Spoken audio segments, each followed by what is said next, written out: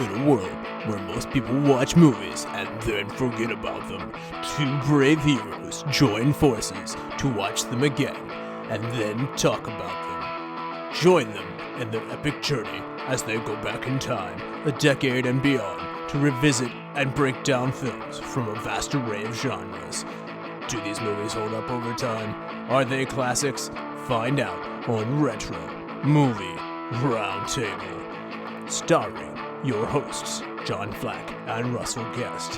Coming now to headphones in your ears.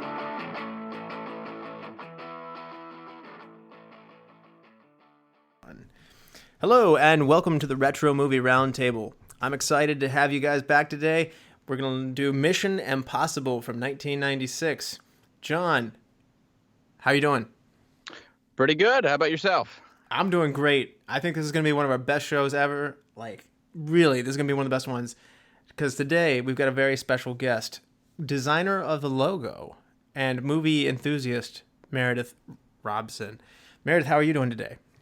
I'm doing good. I'm excited to be on the podcast. Meredith, what kind of movies are you into? Well, I think that my favorite, I normally say, is science fiction, but I actually prefer something that's a little bit quirky, a little bit extreme, maybe. I'm a Star Wars fan, but I also like the sort of movies like 12 Monkeys or Blade Runner, something that's a little bit on edge. But I also like sort of the Coen Brothers type of movies, the quirky comedy. They're great. Mm-hmm. Quirky plus action. Yeah.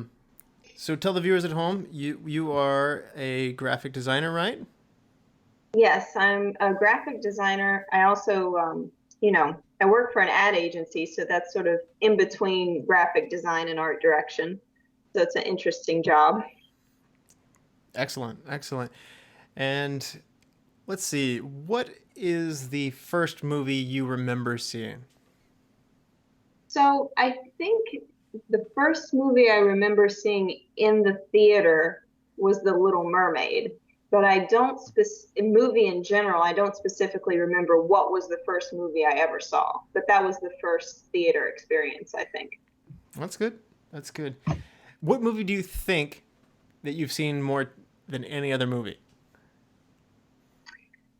I think I've probably seen, well, this is not really a movie, but the videotape version of Cats more than anything else that I've ever watched. But probably as far as movie is concerned, I think Return of the Jedi I've probably seen the most times. That's a good choice. So what is have you seen any movies lately? What's the last movie you saw? So the last one I saw it this weekend, and I hadn't seen it in a long time. It's called Shadow of a Vampire with Willem Dafoe and John Malkovich, and it's about the production of the movie Nosferatu. And Willem Dafoe plays Max Schreck, who played Nosferatu. And so it's a really interesting, sort of historic, sort of creepy historic movie, actually. If it's hard to get anybody as creepy as Max Schreck, but if anybody did it, I'm sure Willem Dafoe. Oh yeah, he was all out in the makeup and the nails and everything. That's great. So, as I previously mentioned before, today we're going to be discussing Mission Impossible, the original. This has spawned a whole franchise of movies, but we're going to go back to the beginning today. This came out in 1996. It made $80 million. It cost around $80 million, and it grossed $180 million. It placed third in the box office that year, placing behind Twister and ahead of another Tom Cruise movie, Jerry Maguire. It has an IMDb rating of 7.1, which is pretty strong, and the critics and Rotten Tomatoes give it a 64%, and the audience score a 71%, so pretty consistent. That being said, John, did you have any expectations or background coming into this movie? When had you seen this movie first? Well, I first saw the movie in theaters when it came out, and, it's the kind of movie that when you're 11 years old, it's really perfect if you're into action spy movies. So my expectations are pretty high. I loved Tom Cruise at the time. I had never watched the TV show, but I knew the song very iconically. So I think my expectations were to go in and see a fun gadget flick, almost James Bond-like, with some good action. And as a kid, I was definitely satisfied. Meredith, what were your thoughts coming in? What were your memories of this one?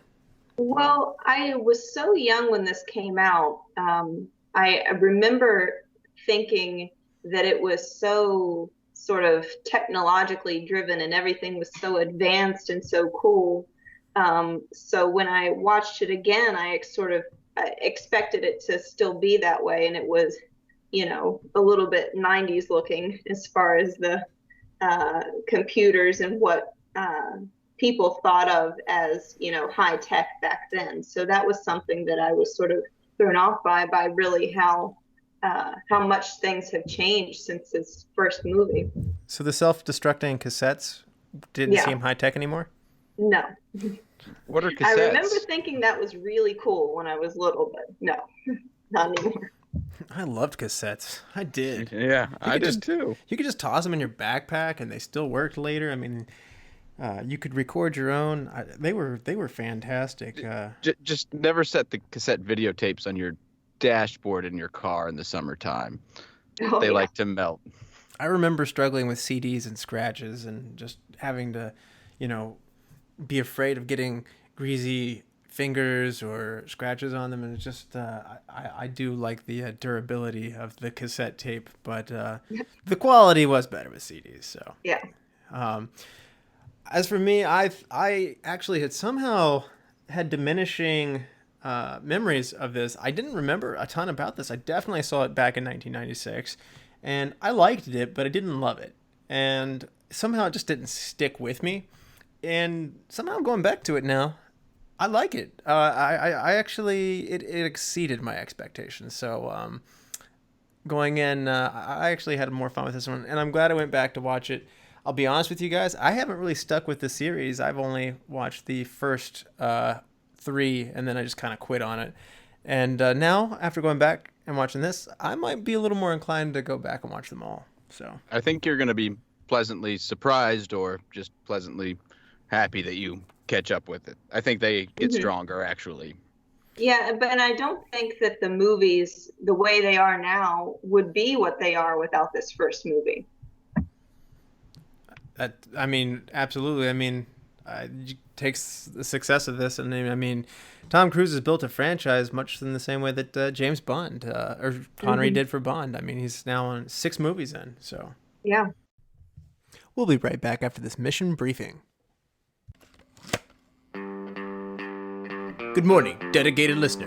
The Retro Movie Roundtable needs your help gathering feedback, promoting the show, and growing their community of movie-loving fans such as yourself. This classified information is so important, we're only calling on our most skilled officers and agents to handle the case. Your mission, should you choose to accept it, is to go to iTunes, Stitcher, Spotify, or wherever you get your podcast and leave a rating and review. Then proceed to like Retro Movie Roundtable on Facebook. If at any point in your mission, you need to contact us at base, you may also make correspondence via email at retromovieroundtable@yahoo.com. Should you or any of your friends be caught, killed, or exposed, the Retro Movie Roundtable will disavow any knowledge of your actions. The cassette tape inside your listening device will self-destruct in 5 seconds. Good luck, listener.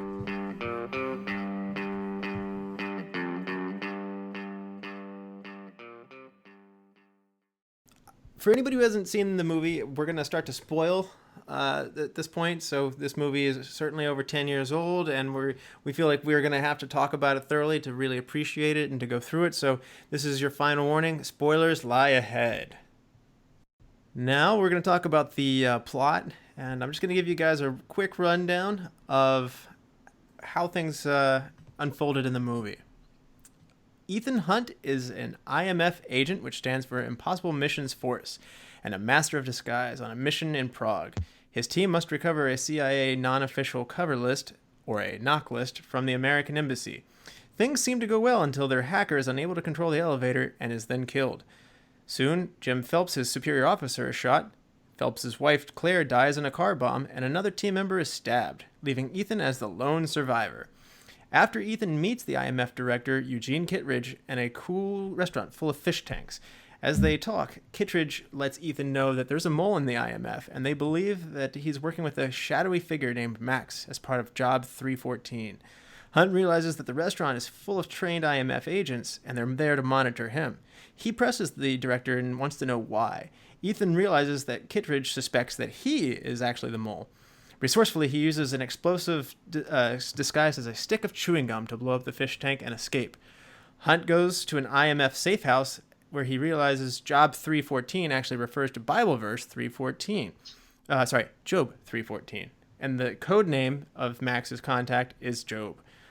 Unexpectedly, Claire arrives at the safe house. It turns out she escaped before the car bomb went off. Understanding the situation, she stays with Ethan to work with him since she is presumed dead and would be tied to him as a suspect if they knew she was alive.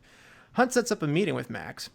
He meets the real Max, who is a wealthy woman. Ethan charms her with his good looks and promises to deliver the real knock list for $10 million and for the Job's identity.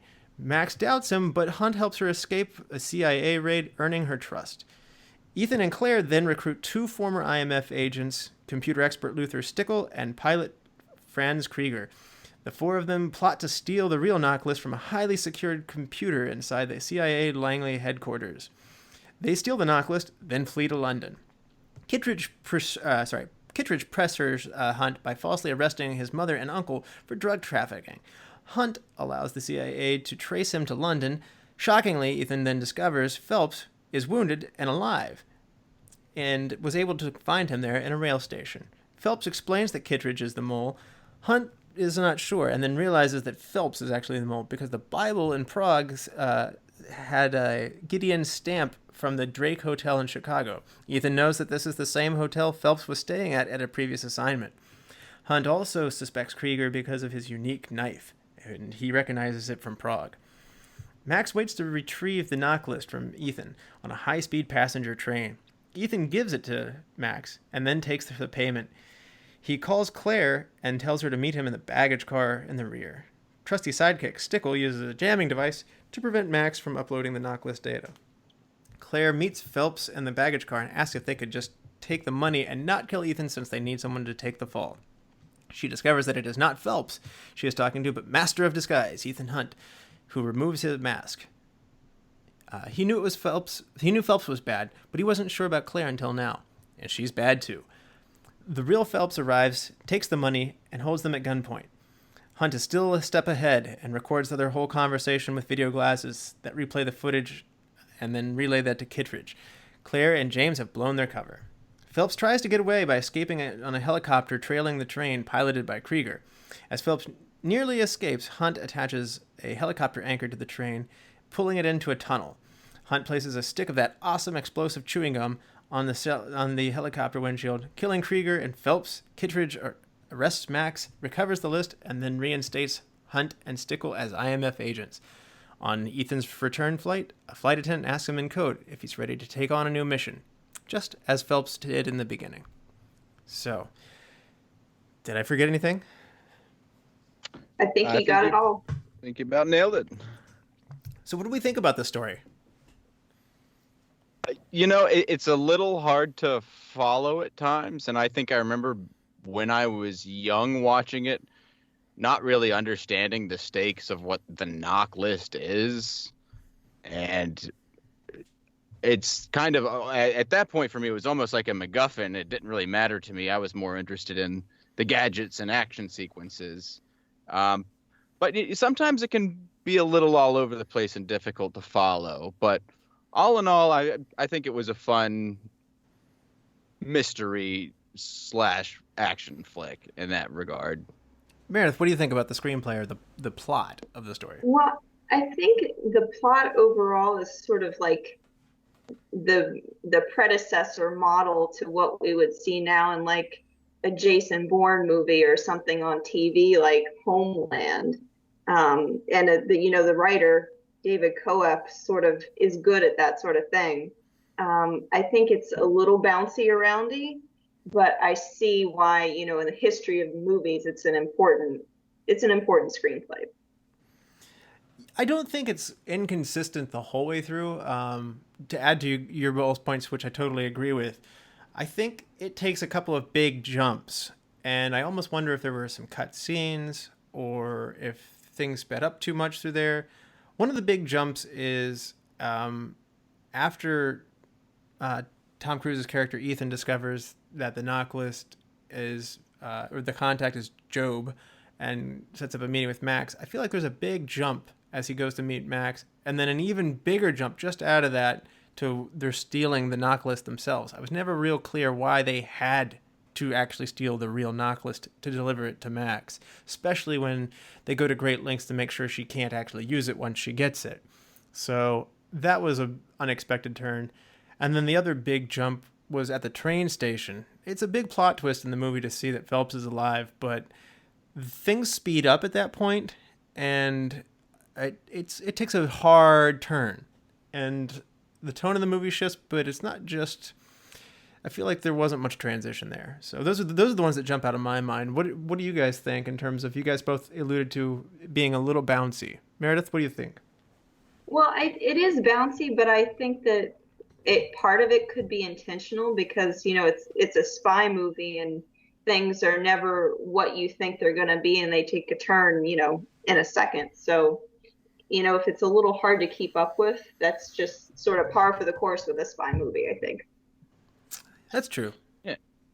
Yeah, and I think that I was just kind of surprised by, at the beginning, that the team gets wiped out so quickly and so readily, especially with some people at the time that were kind of bigger name actors.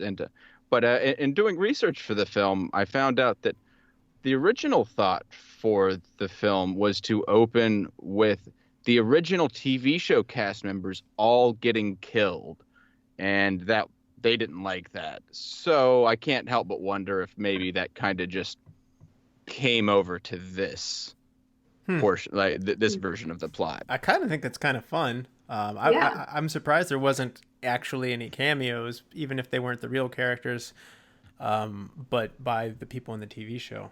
So I could see how I might not love the fact it's like, hey, you want to come back and get killed at the very beginning, all of you? Like, yeah, it would have been fun though for the movie. I think for people who were fans of the TV series, it would have been a lot of fun. Yeah, I think Martin Landau in particularly wasn't a fan of the idea. So at this point, John, do you want to go through the cast a little bit for us? Sure. Well, we have Tom Cruise to start with, as they identify the point man of the group. He's kind of the boyish, charming everyman. Seems like he can kind of do it all. John Voight plays Jim Phelps, who is the team leader, kind of a dad figure who gets made fun of for staying in high-end hotels a lot. And wears suspenders. And Emmanuelle Béart plays Claire Phelps, Jim's wife, and questionably gold digger, seemingly much younger than Jim, handling transportation for the team. Kristin Scott Thomas plays Sarah Davies, the deep undercover operative for the team. In my opinion, one of the more functional members of the team. Emilio Estevez plays Jack Harmon, kind of a comic relief, but expert hacker for the team. Uncredited. Uncredited, exactly. At that time, a big name. And we have, sorry for mispronouncing your name in Lithuanian, but Ingeborga Dapkunaite as Hannah Williams, who is a pretty face that makes a good surveillance person. And so that is our main team. So we also have Henry Czerny playing Eugene Kittredge, who is the director of IMF, running our show of trying to find the mole. Ving Rhames as our disavowed hacker and kind of cool guy. And Jean Reno plays aptly named Franz Krieger, who seems to be looking for a fight all the time, even though he's a pilot. Although when he's introduced, he seems kind of more as a requisitions officer. Pretty good. I'm going to add one more tip of the hat to Vanessa Redgrave, who plays Max. Vanessa, and the final one, I found it interesting that everyone until this point are all IMF people, which kind of is indicative someone's not going to be a good guy. But we have the gender ambiguously named Max, played by Vanessa Redgrave. Ooh, he's a lady. Yeah. So, Meredith, any thoughts on this group of cast before we move on? Any names that we left off or anything? I don't think there was anybody that we left off. I think that Emilio Estevez kind of, really should have had a credit for this movie because of the characters of the original team who get killed at the beginning of the movie. He's probably the one that I like the best. So. It just seems so lonely. Like he just wants to. If one of our viewers understands the uncredited thing, we see this time and time again. Why do some actors just not get credit? I don't understand. So write into us. Tell us why. I think maybe at this stage in his career, he made a transition to behind the camera, and he comes from a pretty strong acting family, so. Maybe it was just one of those, he's in there for fun. And speaking of his family, does he have tiger blood too? I mean, he might. He kept his real name, so maybe only the Sheens carry the tiger blood. Winning. So let's talk about director Brian De Palma. Meredith, what do you think of De Palma's job here at Mission Impossible? Well, I thought he did a really great job, and the thing that's interesting about it is if you watch the credit sequence from the TV series, the way that it's cut together is very graphic and very dramatic, and he seemed to carry that through to not just the opening credits of the movie, but there were little bits of that throughout the movie. And very sort of extreme graphic angles, match cuts, that kind of thing. So I thought that he did a great job in taking that part of the series and introducing it into the movie. Absolutely. John, any thoughts on De Palma's direction?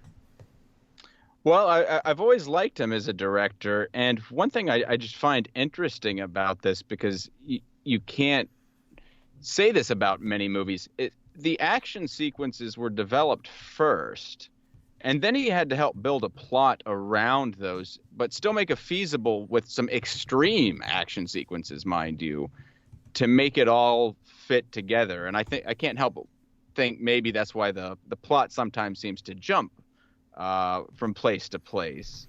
But yes, I think he does the cuts very well, and I like that he used Prague at the beginning. I didn't know this before, but that was a city that was very rarely shot in Hollywood films. And I remember it actually introduced me to the city of Prague, because I remember seeing it on screen when I was little.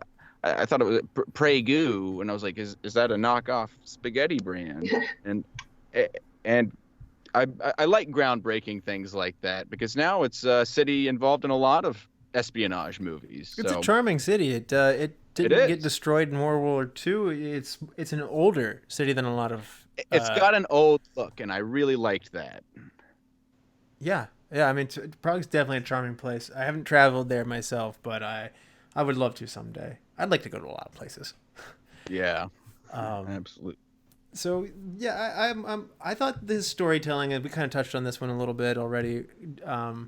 Could have been a little more coherent, but what you're talking about is not so uncommon. The Bond movies actually build around the stunts or the locations, so they'll think about where they want to go and some of the things they want to do.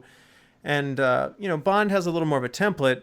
Like there's certain things that they know that work for the series. They know what they're going to do, and they know some things they're not going to do. So perhaps Bond has a bit of an advantage over Mission Impossible. And this is early Mission Impossible, so like I said, if I were to keep watching the series, maybe I find that they hit their stride and know their comfort zone as well. So I thought it was interesting. De Palma's career has got some pretty interesting movies in there. I mean, he did Scarface, Wise Guys, The Untouchables is definitely one of the movies I really enjoyed that he did. I gotta say though, having seen some of his other movies, I was a little surprised to see this was him. I didn't pick up on the continuity, or having seen some of his other movies, I didn't look at this and say like, oh yeah, that's the guy who did The Untouchables. Mm-hmm. I actually thought this one wasn't quite as up to par with some of those other ones that he had done in terms of from a direction standpoint alone.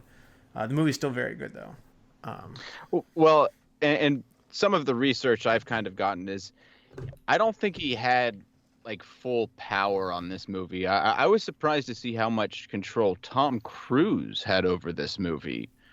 And Yeah, he was a co-producer, I think, on this Yeah. movie. You're right. yes, and so honestly, a lot of the decisions were based on Tom Cruise, and so maybe that's kind of why it doesn't feel like some of his older movies. You know, you're talking about Scarface, The Untouchables. I left Carrie out. Carrie's probably my and favorite Kevin one that he did. Carrie, Carlito's Way. And it might have a different feel to it because this is definitely meant to be a box office. May 22nd release. It's a summer film appealing for action, over-the-top action. And so maybe that's kind of why it seemed to veer off from his typical template. You're right. There aren't a lot of other popcorn movies in his catalog there. So it was different for him. So maybe he didn't know, or he didn't have the experience for how to respond to a movie like this. He does a pretty good job still. I'm not like, I want to make it very clear. Yes. He didn't do a bad job. I was a little surprised to look back and see that much integrity and that much history behind him. I just didn't seem like somebody who would want to take on a project like this. Yes. Well, I think maybe that somebody wanted him because he was a little more artistic than somebody who would usually direct, the big action movie of the summer. They wanted somebody who was a little bit different. I don't know who that person would be, but that sort of seems like what happened there. Well, as John mentioned, they thought different by going to Prague. So maybe you're right. Mm-hmm. Maybe there's some, as we look into this, there's some opportunities there to see how he thought different. So we already talked about location a little bit. We've got Prague, the Czech Republic, which is in the Czech Republic, Langley, and Virginia, which we just see long shots there, and we see a set that's designed to look like a computer facility. And then we've got London. They don't really show the best of London. And then the Scotland countryside, which is where they are on the train ride. What do we think about these locations? Well, we kind of touched on Prague, as you said. I really liked that one. And as you said, I'd seen London plenty of times with Bond at this point. So maybe it was wise for them to not really delve too much into it. But the location for the train action sequence, that's just... They wanted to do it in France originally, but it took too long to try to work it out with them. And so I thought they picked a great countryside for it. Although a lot of the train sequence is filmed in studio on a blue screen, but they did have to actually go there to get some scenes of that train. And, in the United States, we just don't have trains like that, especially when we were that age. So seeing trains go that fast, I was just mesmerized. It is a cool train. Yes. Meredith, what were your takes on the locations that they chose? Well, I thought overall they chose locations that were very different from each other. And no matter what it was, there was a sense that it was somehow exotic to the viewer, like you hadn't been there before. They even managed to make Langley look somewhat interesting, which I would imagine it's probably not.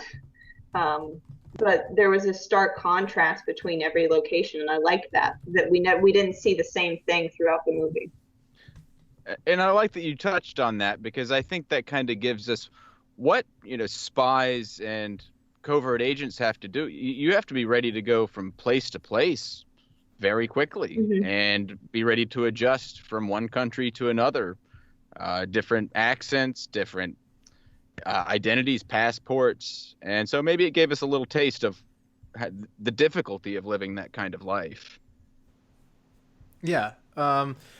So A couple of fun facts is I'm gonna use my architectural background here to let people know that the exterior embassy that they're showing you is the exterior of the Liechtenstein Palace in Prague, and the interior of the embassy is another building. It's the Nardoni Museum, which is a natural history museum, and I also really loved the river walk that appears to be adjacent to it on the exterior there. That river walk with the fog and stuff is really great, and the bridge and the stairs that they have there, I did really enjoy how they gave you a sense of place in the beginning.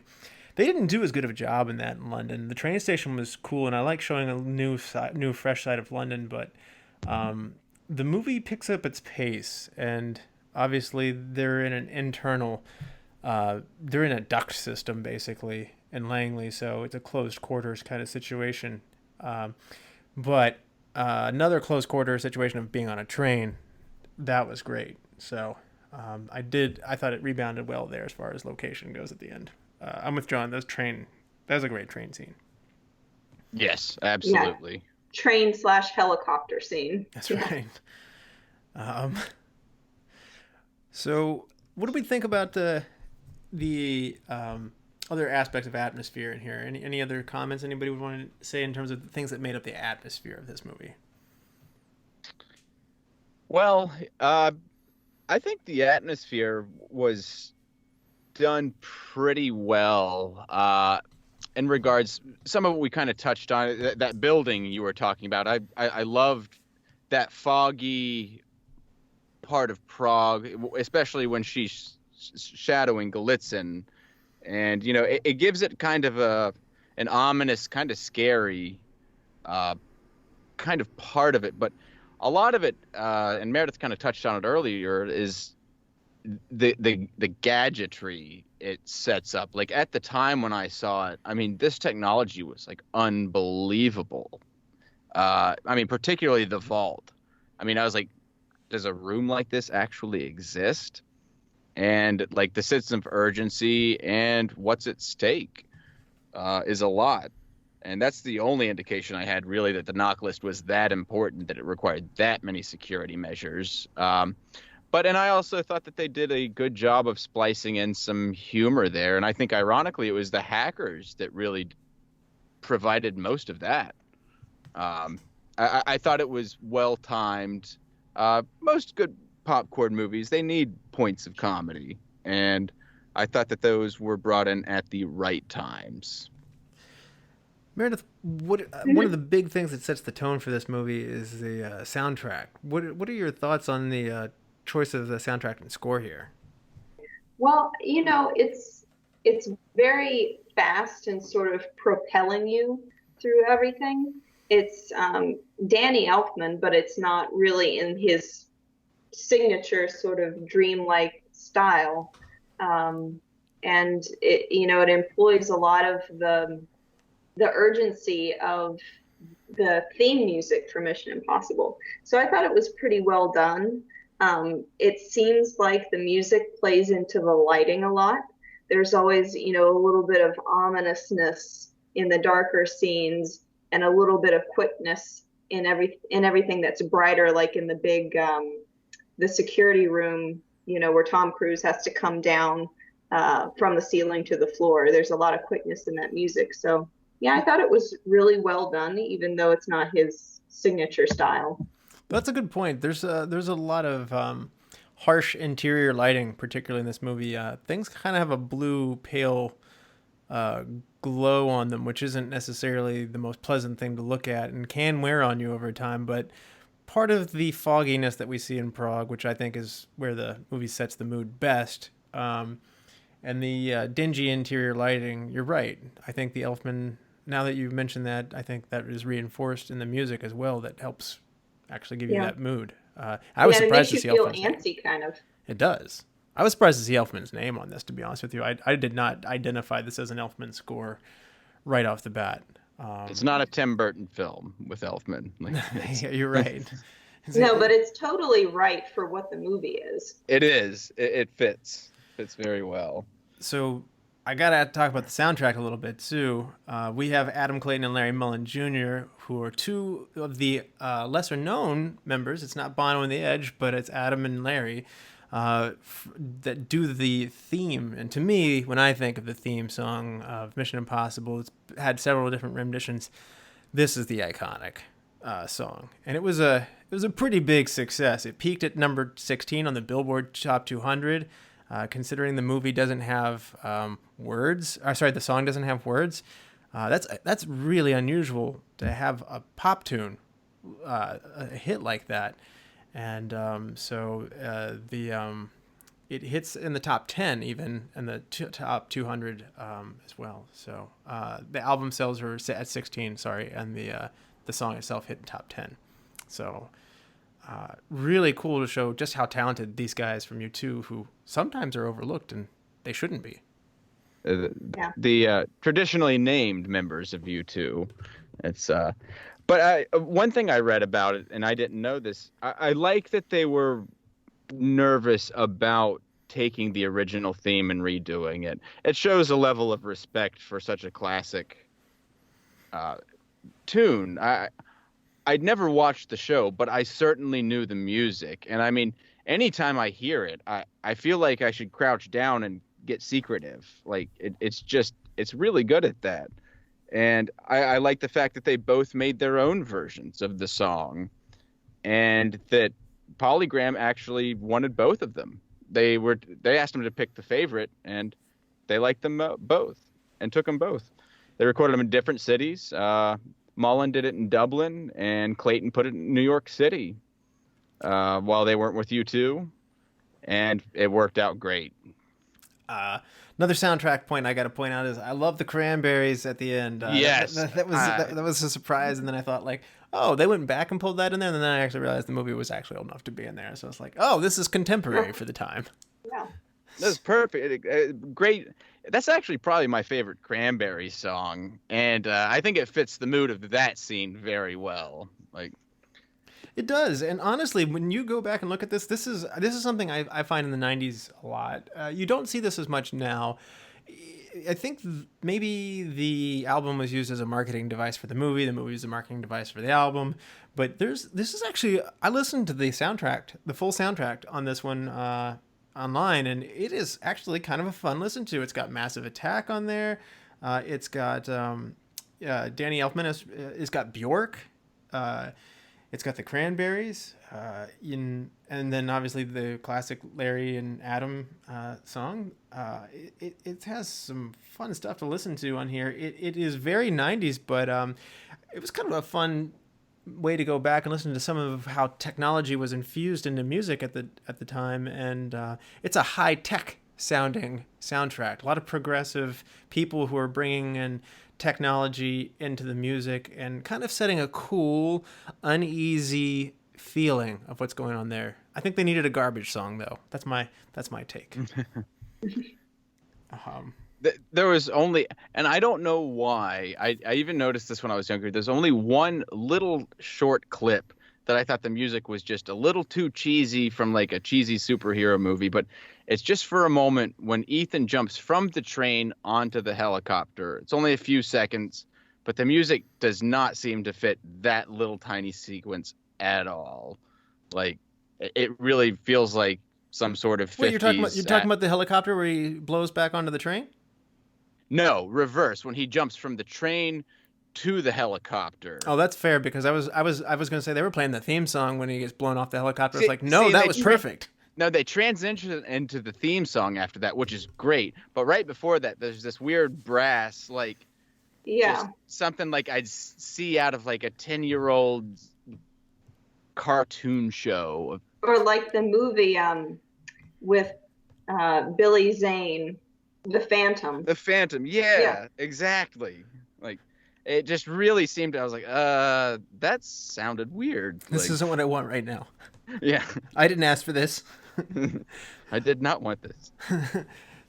So I enjoyed, you know what? I was surprised. This movie starts off looking very stylish in Prague with the scenes there, but it also does with the wardrobe. I'm surprised. Spy movies, and I can't help but use James Bond as the standard. This movie is not as stylish as the Bond movies. I mean, Cruise definitely has, right from the beginning as they plan the mission, he's got this cool looking leather jacket and he's wearing all black, but I mean, he kind of comes back to that a lot. I mean, he does look sharp in his tux, and Kristen Scott Thomas has a very classy looking black dress there as well, but I mean, the movie doesn't exude a cool, chic, awesome wardrobe. Am I wrong? Yeah, it's very realistic. It's not stylized at all. It's, just things that people actually did wear. And it's not like MI5 sort of clothes. They're not sleek and put together. They're CIA clothes, which is a little more downscale. Maybe it's because us Americans just don't have as good of style.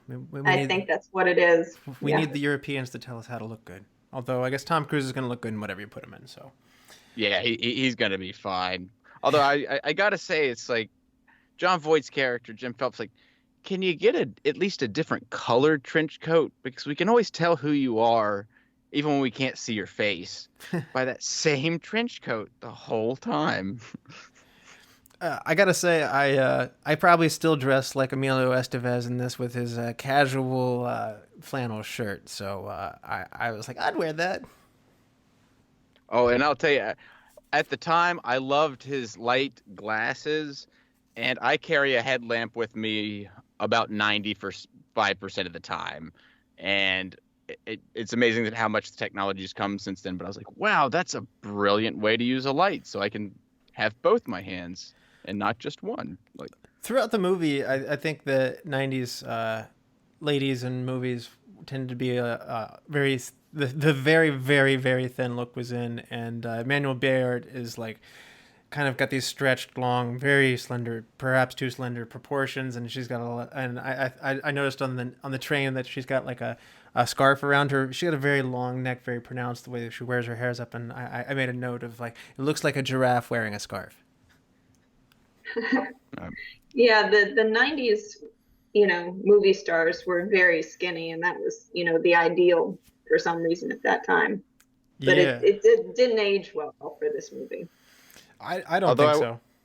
Yeah, I will say the outfits that Tom Cruise and Jean Reno were wearing when they were breaking into the vault at the time looked pretty awesome and sophisticated. Oh, the black? You mean like all black? Yeah, kind of tight, not quite like leathery, but just almost something an acrobat would wear. And I found that pretty interesting. So let's do look for this. Meredith, do you have any fun facts or bonus content? Any kind of fun things you want to throw away? We'll kind of go around in a circle and share. Well, I read online, and I don't know the level of truth to this or not, but I have read that the sleight of hand that Tom Cruise uses in the scene where he's, getting the disc away or trying to convince the other guy that, of who has the disc, that was actually something that he learned to do and not a special effect. So I would be interested to know if that's true, and if it is, how long it took him to master making that disc disappear and reappear so many times. He's a master of disguise, and he does magic too. Mm-hmm. Yeah. John, hit me. Well, I got a couple of them, and I found this one interesting. And being an action film, I found it interesting that only 5 gunshots occur through the entire film, and Tom Cruise fired none of them. But there were 2 sticks of exploding gum, so there. Yes, that makes up for it, I suppose. But I did find it interesting that, what I consider typically action, especially in the early 90s there, you've got a lot of shoot 'em up type movies where bullets are everywhere. And this one, although it is an espionage flick more, there's usually more shots fired. I'd been more used to James Bond, and he doesn't shy away from using his gun very frequently. But this flexes the gadgets, though. It really does. I love the gadgets in this movie, and some of them may seem antiquated, but I mean, to have glasses that record things ahead of time, that's really cool. And I love the stick of gum that you fold in half. I mean, so that bothers me, the stick of gum, because how would you, in manufacturing it, fuse the blue part to the red part without blowing yourself up? well, it says it right there. You've got a red side and a green side, and Yeah, but they're stuck together. there must be a neutral part. Like, yeah, but say there must be a little buffer in between them as long as they don't touch each other. Kind of like in Die Hard with a Vengeance, you got the binary compounds. As long as they're not in contact with each other, they're not going to react. So. Also, going back to it, Meredith, you said you weren't sure about Tom Cruise's magic or not because you read it on the internet. If it's on the internet, it's true. Oh, well, that's not something I was aware of. Oh, the internet never lies. The internet is always truthful. Anything you read. I hope Definitely. it's true, because I would like to believe that that's not a special effect and that somebody actually could do that. But Somewhere you can hire Tom Cruise for your kid's birthday party for millions of dollars, and he'll play the disappearing act.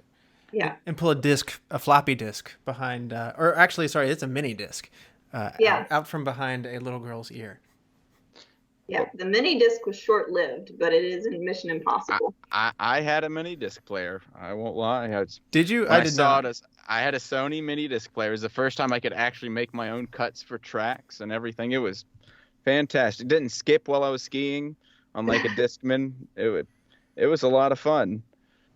But one thing I found pretty interesting is, because I even wondered this when I first saw it. It's like, so on the train scene, so obviously they're not filming most of that on a train, but clearly the wind they're having is pretty substantial. And so apparently it was Cruise's idea, because he'd used one of those machines to simulate skydiving. And there was only one machine in Europe that did it at the time, and he got it. And Cruise wanted winds up to 140 miles an hour, so it would distort his face. And I mean, because when you're on that train, I really believe they were on that train. Like, usually it'd be like a train that fast. Oh, the wind, there's no way you could stand it. But I mean, he couldn't really stand up on it or anything. It was really intense winds. Like, it's you're right. That scene is convincing. I mean, you think of the how many movies have a train top fight, but this one's a different kind of train top scene. So Yeah, and so often they're standing on the top of the train. Like nothing's happening. Like they have perfect balance. If there was ever an episode for old media to be talked about, it's this. We've talked about the cassette tape, the mini disc, and I've got to look for this moment of, this is the last motion picture from a major studio to be released on Betamax video. Wow, Betamax made it that late? Yeah, I know. I feel like the whole episode, all we're doing is talking about old forms of media, CDs and cassettes. But yes, apparently it made it this late. I'm surprised. I really am surprised by that. I wonder. I did not look up on eBay what the going rate for a Betamax copy of Mission Impossible 1996 is. I bet that's a collector's item at this point. The last Betamax. It There's sounds like a movie. probably somebody out there who has all of the, big important movies on every type of media that was available at the time. There's got to be somebody. If anybody out there has a Betamax version of Mission Impossible, write to us and let us know. I would like to meet you. We can have a whole special episode about it. Meredith, do you have any? Do you have another look for this moment? Well, I don't know if it's really a look for this moment, but I was really upset in the beginning when Emilio Estevez got smashed in the elevator shaft. I don't know why that's important to me, but somehow it is. Because he's the coach of the Mighty Ducks, and that's not how you want to see him go out. No, it's a little jarring, especially for a kid. It is. Well, one thing I'd like to kind of add in, and this is going to really change the rest of Cruise's career. The movie came in under budget primarily because they started with a stuntman, but Cruise just ended up doing all of his own stunts. And this has become a trademark of his career. Because even in the second movie, and that's a director's nightmare to have your star doing extremely dangerous things. I remember seeing an interview with John Woo. If you remember the second film, there's a scene where the villain is about to stab him in the eye, and they had some sort of tripod device. So there's an actual knife, centimeters away from Tom Cruise's eye. And John Woo said he was about to have a heart attack the whole time. But Tom Cruise is very dedicated to that craft. And he actually put coins in his shoe when he was lowering into that vault because he kept hitting his head on the floor. Wait, you're saying he couldn't balance himself? So he couldn't balance himself. So he put coins in his shoe. Dar, he put gold doubloons in his boots. Smart place to hide it. That's actually one of the best scenes in the movie where he's just sort of moving his arms and adjusting his legs so that it doesn't touch the floor at any point. And catches his one sweat drop. Mm-hmm. If you can't tell, I'm a huge James Bond fan, and I got into this movie because it kind of hits some of those notes for me. It's different, but I found one interesting point of overlap. The climactic train sequence took 6 weeks to film, and they did do it on a stage, as John mentioned, but that stage that they did it on is the Pinewood Studios stage that they, in England, that they do shoot many, many things of 007. So if you're any 007 fans would be kind of excited. This is a moment of overlap for Mission Impossible and 007. Yeah, I think that's the highest quality of studio. I think that people try really hard to get time in that studio. It seems like something that you read about a lot in articles about movies. Can we get a crossover between Mission Impossible and James Bond?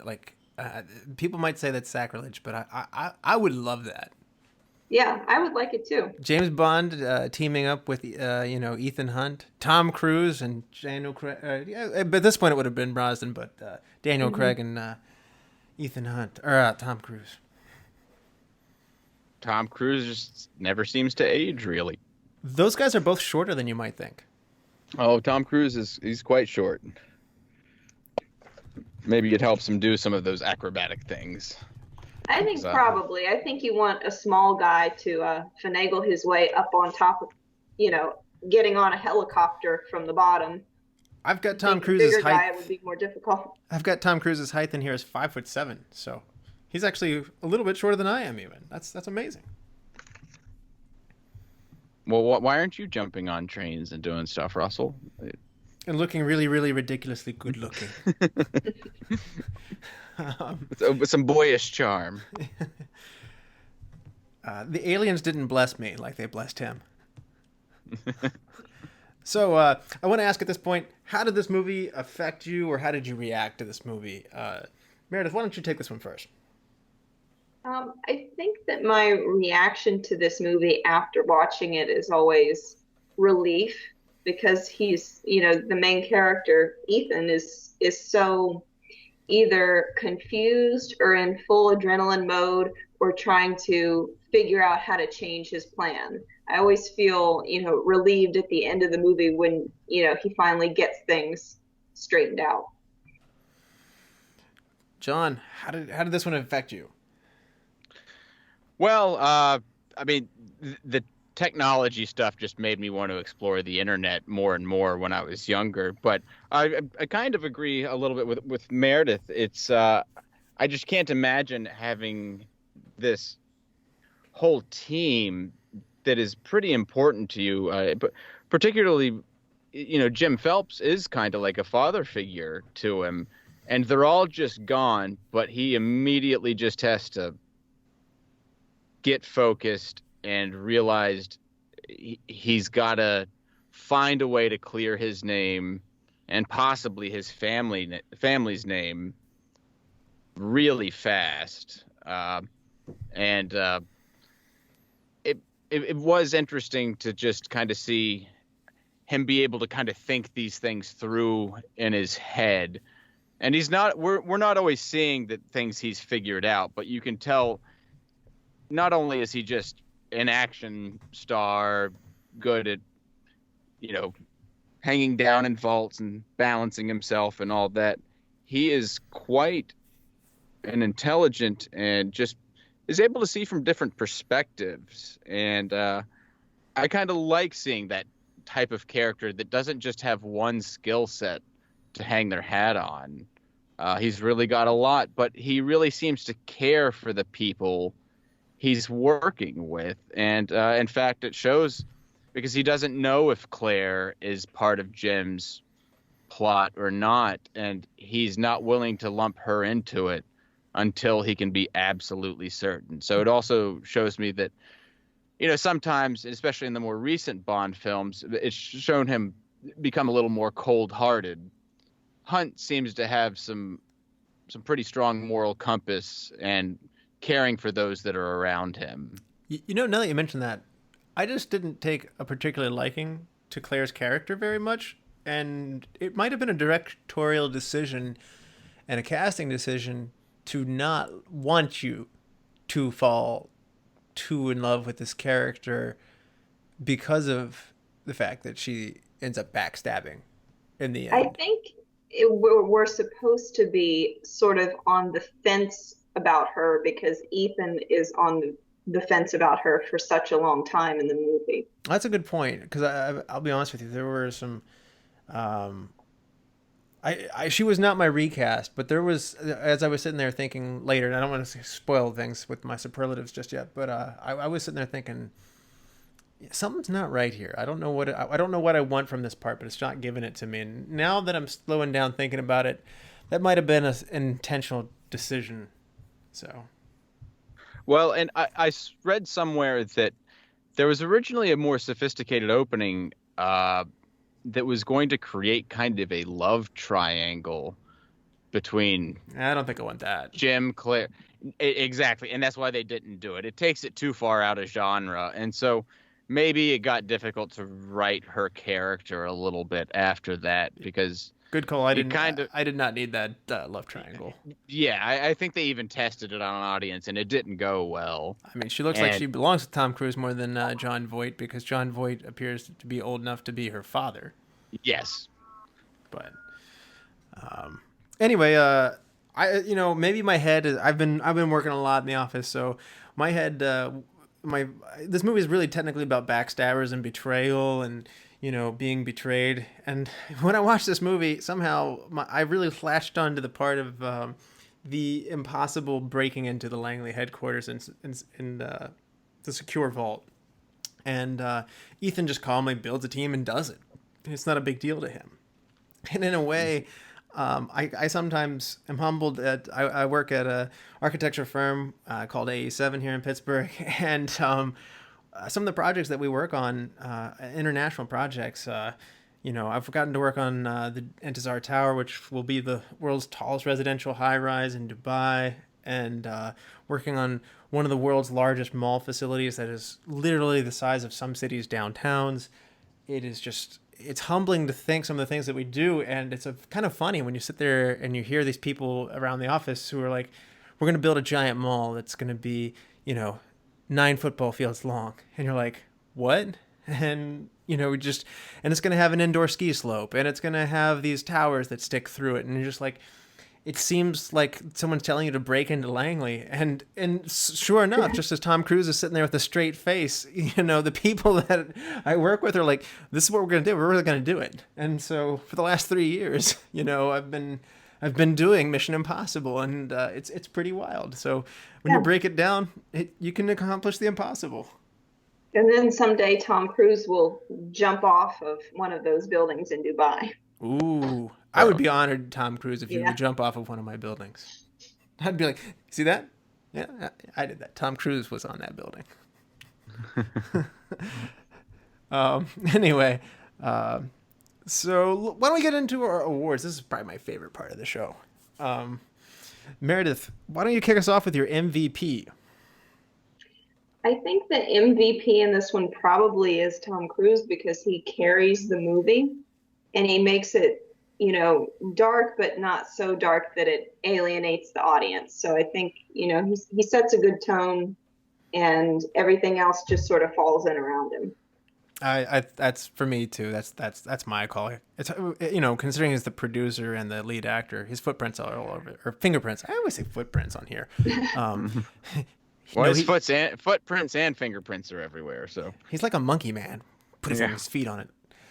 John, Tom Cruise, clean sweep. Yeah, I between doing his own stunts and coming up with some of the ideas, like that whole fish tank thing, that was also his idea. Yeah, he did the stunt too. Like it could have knocked him over, as you mentioned, but he actually runs out of a giant tidal wave of water that And they tried it with a stunt man, but it's and De Palma asked him to do it, and I think this movie really led him into a lot of his movies doing his own stunts, and so he's really doing just about everything, including a little bit of directing. I don't know what that gum tastes like, but I would personally enjoy having a packet of the Wrigley's red and green explosive gum. Although I would say if I were a spy, screw a cyanide caplet. Give me that. Like, let me just start chewing that up. That's guaranteed to just, nope, nothing left. Like, try this gum. It will blow your mind. Exactly. Best supporting actor. John, take this one. Well, this one for me, honestly, was kind of a tough one, but I kind of think I have to go with Vanessa Redgrave as Max. I thought I like that pick.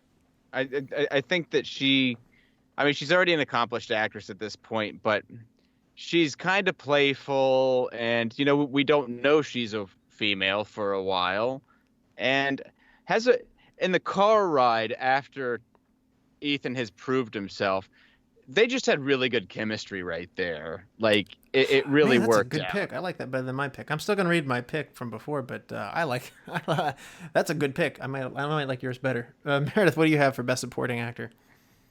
So I think, and sorry, I'm forgetting the guy's name at the moment, but the guy who played Kittredge, I felt that his sort of villainous attitude was great because it just threw you off for most of the movie. He was my second pick, actually. His voice is perfect for the role he played. Henry Czerny was his name. Yeah, I feel bad for forgetting his name because he was so good. But it's like he has that kind of condescending but commanding voice. Mm-hmm. Well, I went another direction. Maybe I picked this one too quickly because that's another good pick there. But I went with Kristin Scott Thomas. I really liked her chemistry with Tom Cruise in the beginning. I thought she looked elegant. I thought I kind of kept sitting there thinking, I was like, dang it, the wrong female companion got blown up or stabbed in this case. I wanted a whole movie of her and not so much Claire's character. So. Well, and she seemed the most capable. I considered her too. She's a great actress and has just had a really good personality for multiple parts of the scene in Prague. I was sad to see her go. So yes, I was too. Hidden gem, Meredith.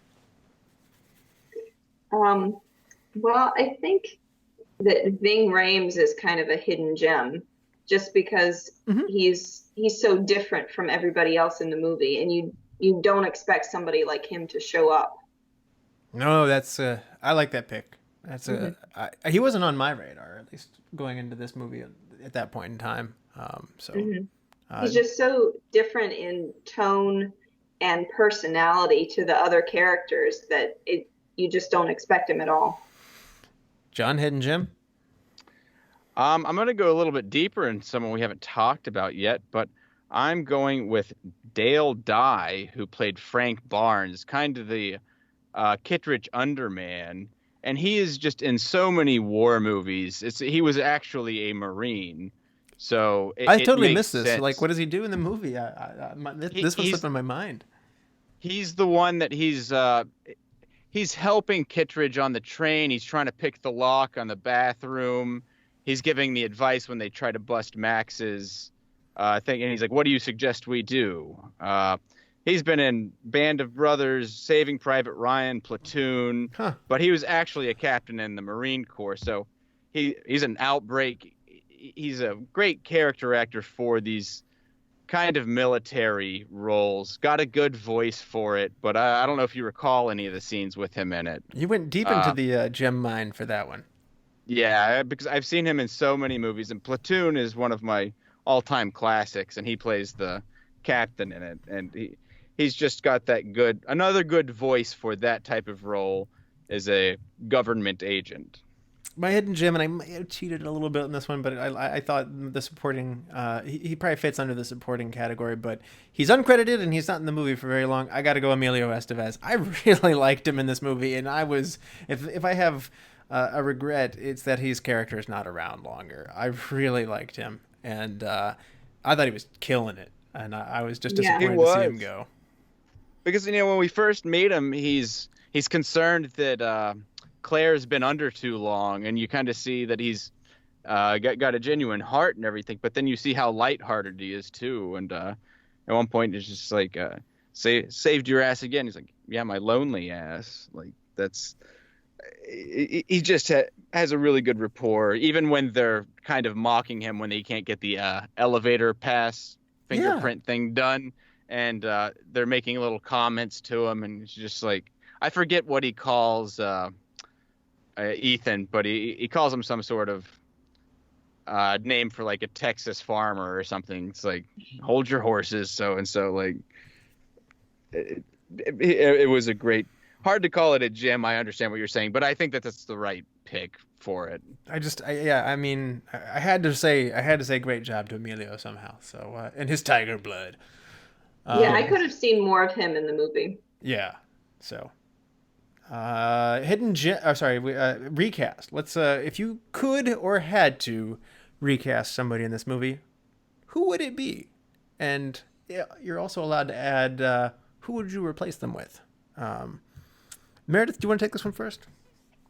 I don't think that I would recast anyone because I think everyone is right. I have a tendency to not like Claire as a character that much, but I feel like the actress who played her was the right person. Just because I don't like that character that much doesn't mean I would recast her or anything. Okay, so I'm gonna have to think about it for just a second then, because it's a tough game. We'll see if you can. So clearly this is a have to instead of I want to. But think about it for just a second, and we may ask you again who you might recast. My personal pick for this is Jean Reno. You know what? Maybe I haven't seen the right movies, but this is an actor I find to be on the overrated side. I just, for some reason, maybe it's just his face. I just don't like this guy. And he's even in an unlikable role, but I don't like him that much for this movie. I feel distracted by him, and I don't feel like he brings much to the table. So, I know, not really. I don't know. Maybe I just haven't gained an appreciation for him, but he pulled me down in this one. So I would want to replace him with Sean Bean. Okay. Oh, yeah, I like that. Hey, but that might have taken Sean Bean out of GoldenEye. Oh no, that's a no deal then. I was gonna say, I think that was the same year, so that's okay. Well, it's the right time period and it's the right type of guy, but yeah. Okay, in a perfect world, these two movies could have coexisted. Yes. So, what about you, John? Who's your recast? Well, I mean, I think this is a tough one to recast, but I think that Emmanuelle Béart as Claire might have been the one. I gave close consideration to that. And honestly, I'm trying to think of at the time. I kind of think that maybe a Catherine Zeta-Jones might have been a good. Ooh, man, I like that. I want that. That's a good. Yeah. That's a great pick. These are fun recasts this time. Meredith, as the pendulum swings back to you want to try for if you had to recast somebody, or are you sticking to your guns? It's perfect. I think I'm sticking to my guns. I didn't like Claire, but I think we're not supposed to like Claire. So. I realized that in the stick to it. time that we recorded this, because I'm with John, because I was sitting there going like, I don't like you, and I feel like I should, and I don't, but maybe we're not supposed to. What is your favorite shot, Meredith? I think that it's probably Ethan hanging from the ceiling when he's trying to keep himself balanced, because it's just so tense, and it's dramatic. It's very simple, but you so don't want him to hit the floor.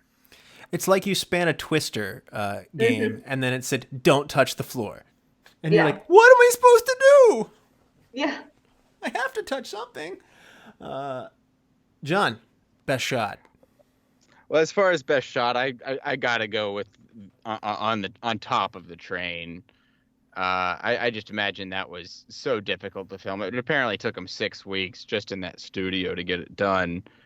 And I guess I just kind of appreciate, especially from what I said before, Tom Cruise locating the only machine in Europe to accomplish what he wanted, and how hard that scene must have been to set up, and then how good it looked, especially for that time. It was phenomenal, but it holds up. It really holds up. I'm really glad Meredith mentioned the CIA or Langley vault scene, because I was neck and neck with this, and I went in expecting that to be it, because it's the one that I see referenced the most. It's the one I had in my memory the most.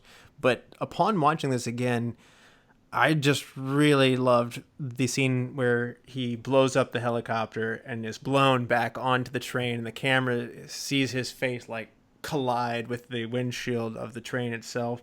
And so that moment where he blows the helicopter up and makes a daring escape, that's in the climax of the movie, and maybe my adrenaline was going, but I was like, whoa, come from behind victory. I didn't see this happening. I actually am going to give it to the helicopter escape blow up. But definitely a nod to the breaking into Langley scene. And I like how when the rotor for the helicopter stops near his neck, I don't know why I like that conductor so much, but when he sees it and passes out, he's like in disbelief, looks at it, takes a real good survey of the scene, and he's like, and now I'm going to pass out. Yeah, I'm not sure who that is, but he definitely looks familiar.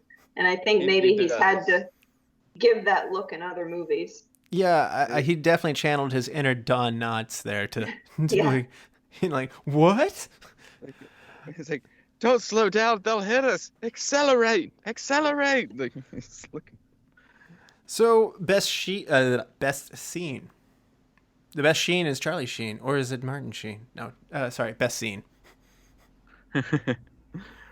Well, I think I have to go with my best scene is honestly when they get out of the embassy in Prague. There is a big plot change, but it's the whole feel of what's happening. It really makes me like immersed in this moment, because when they get out there and, Kristin Scott Thomas and Tom Cruise are seemingly doing their little romantic thing out there, everything seems to have gone so well. It changed the tone so quickly of like success to utter failure. And that fog that we referenced before, I think it really helped reinforce that idea. And that old city, like who were really agents, but I was positive that drunk Russian was going to go in the river when he's running down the cobblestones. But Meredith, what's your best scene? So for me, it was when Ethan is alone in the hotel room after, the death of his team in the beginning of the movie, and he sees Claire come in, but what he sees in his mind is John Voight coming in dead. And I thought that the acting in that scene was great, and it was, a little bit of horror in a spy movie, which I thought was interesting. When it really shows Tom Cruise's, he's feeling a lot of guilt because he did view him, because he hadn't figured out he was a traitor at that point. And he's just feeling extremely guilty because he did call for Ethan to come to the bridge, and like he didn't make it. and you can see that there's this although he's very good at being the spy, there's a very human side to him as well. For this one, I'm gonna kind of mirror John's pick for best shot. My favorite long scene there was the chase on top of the train. I really enjoyed that, and then it transitions well into another good moment with the helicopter. So they've got my adrenaline on high, and I'm in. So best quote, John, you want to take this one first? This one was tough, but I don't know why, but maybe it's just because it stuck with me since I was a kid.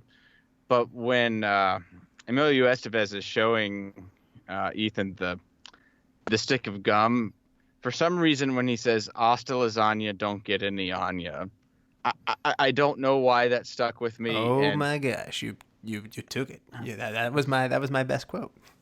Really? Yes. I'm with you. I don't know what it was either. I was just like, I went back and looked at it and I was like, "Hasta lasagna, don't get any on ya." You have about 5 seconds. I was like, yeah. I love that. I'm probably going to go around saying that now.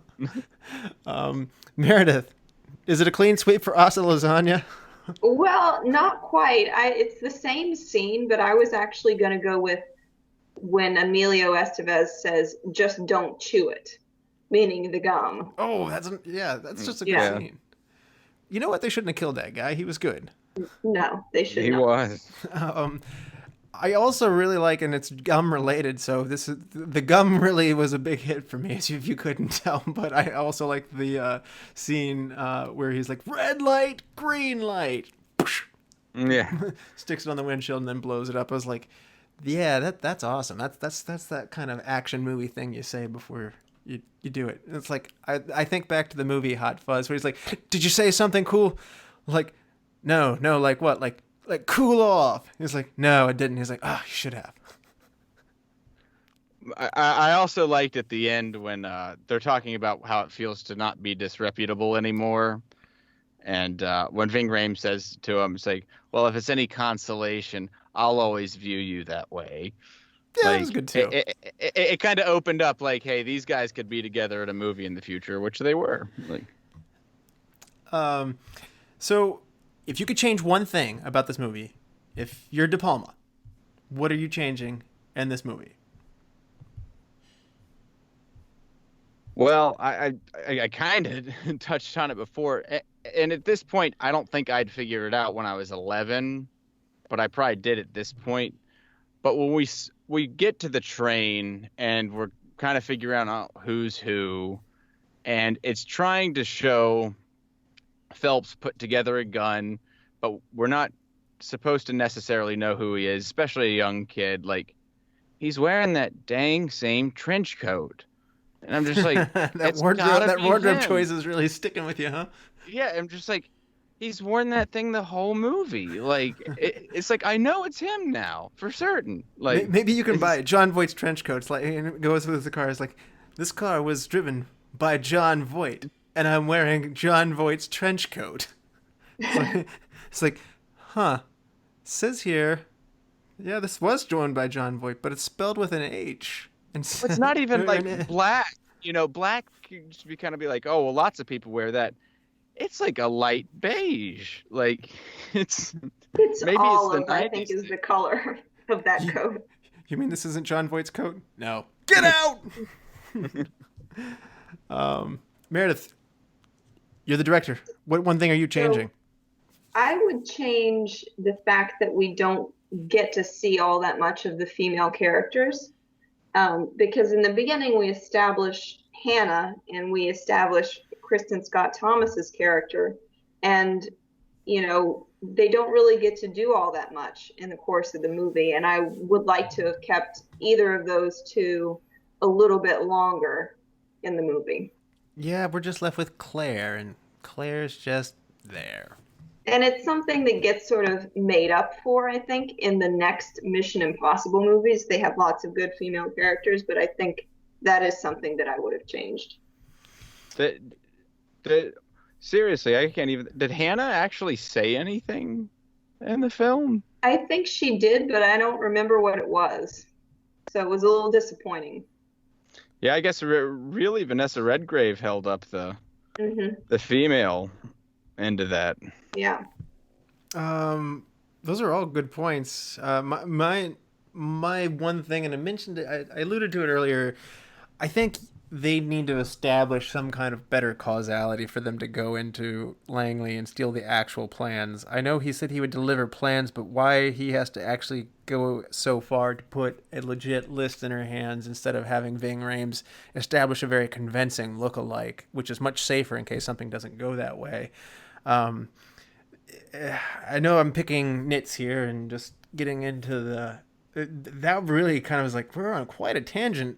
And why are we doing this again? I kept sitting there wondering that on my second watch. So Yeah, or that they could have found a different way to expose John Voight's character. Yeah. Oh, that's another good one too. Yeah. Yeah, I mean, I guess the only rationale is that's the only thing that's going to draw them out that's important enough. Because, I mean, if you think about it, especially at this time, 96, the Cold War hadn't been over that long. It's got to be a lot of operatives. That's really the only type of information that people are willing to stick their head out for. Because, in fact, if you think about it, they aren't even going to let Tom Cruise meet Max, really. They have that hood over his face, and he basically kind of says he's not going to play ball until he meets her. Because she's kind of been coming off as a man. Is that the impression everyone else got? Like, I think it was assumed Max. that she was a man. Yeah. Yes. Like, and so it's a surprise that it's just kind of this seemingly proper British lady. And the only way she's going to pop her head out is for a list that people will pay all their money for to wipe out just about every CIA operative in Europe. If you think about it, they were still pretty hardcore about not knowing where he was going, putting the bag over his head, not showing her, her face, and then all of a sudden it's like I'm not doing this unless you pull the bag off my head. And they're like, okay. Yeah, they kind of take his word for it. But then she does call him out. It's like, it's easy for you to say that the list that I have is bugged and I can't look at it and it's bogus. It's easy to say it's bogus because I can't look at it. And but they try it, and that's how he ends up earning the trust and evade the Virginia farm boys, as he called them. But So, Meredith, before we go into giving our rating and recommendations for the movie, do you want to plug anything that you're working on? Actually, yeah, I have a new online store with some of my artwork. You can get art prints, t-shirts, coffee mugs, coasters, that sort of thing. It's on society6.com/Meredith Gray Robson. So that's it. Meredith's a very talented artist. I definitely recommend it. She's got some very cool stuff out there. She does some amazing work too. Oh, thanks. And we definitely appreciate her logo, which you guys get to look at every time you download our podcast. So now you have a voice to go with the image. So as we move... Very much appreciated. Yes. So it's time to rate the movie and see if it holds up. Meredith, what do you rate this movie on a scale of 1 to 5? Or 0 to 5? I would give it a 4.5. Only because of, we didn't get to see enough of female characters, and I didn't like that Emilio Estevez got killed off. Those were the only two big issues for me. Yes. John? I also will be going with a 4.5. The only thing that kind of knocks it down, but it doesn't do it as much for me because I saw it as a kid, is it is a little bit dated when it comes to some of the technology stuff, and the plot does get a little, I'm not going to say contrived necessarily, but just a little bit scatterbrained at certain points. I just think it struggles with transitions. Yes, there's a lot of transitions, little difficult to follow, but the movie more than serves its purpose. As we kind of said, it is kind of a popcorn flick. Great action sequences, great gadgets, and interestingly enough, it didn't really require the use of guns that much. But very fun movie, very fun to figure out. And an effective cast, which is very important. You know, had you asked me, what do you think this movie was before I watched it again? Because it has really probably been since 96 since I watched this. Maybe 98. It's been that long. And so in my mind, I had kept knocking it down or just forgetting about it. And so I would have been like, it's a 3-star movie. It's probably a little better than average. And then I came in to this one and I was like, oh, this was a good time. And so I upped it to 4, and I think I have the same criticisms you guys do in terms of the team dying early would normally be good, but the team's so good, I kind of want them to be around longer. And the transitions and some of the writing, I just feel like had they spent a little more time on the note board saying, okay, we want to do this. What causes this? Okay, and then we are doing this other thing. How do we get from this to this? And I just don't think that they spent enough time there on the famous little note board to lead a good cause and effect. And you know, it's not imperative on an action movie, and you're right, the action scenes are fun. And there are a couple of casting moves that I thought weren't perfect, but I mean, Cruise is clearly pulls this one through. So I'm just a little bit behind you guys at 4. So had a great time with it though.